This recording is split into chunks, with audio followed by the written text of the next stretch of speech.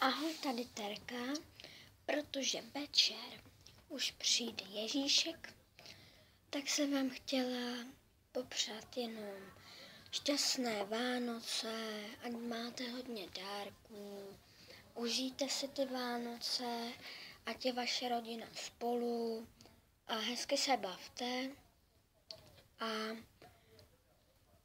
napište mi dolů do komentářů, jaké video bych měla natočit. Pokud se vám toto video líbilo, tak dejte like nebo odběr. Já už mám na svém druhém účtu Roxy Videos 2 odběratele. A nevím kdy, ale měla jsem jich 0. A na svý Tereza Količková, tak tam mám 8 odběratelů, myslím, takže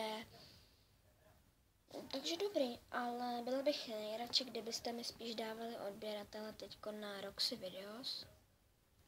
Neříkám to, protože na Terezu Količkovou nebudu natáčet, ale vlastně asi nebudu, takže se moc omlouvám.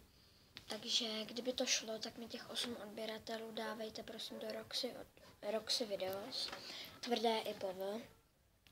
A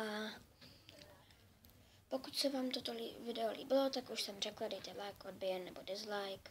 Do komentářů mi pište videa, návrhy na videa a tohle by bylo pro tento den všechno, takže ještě jednou užijte si Vánoce, dostaňte moc dárků, snad se vám splní přání, které jste si přáli. Ahoj.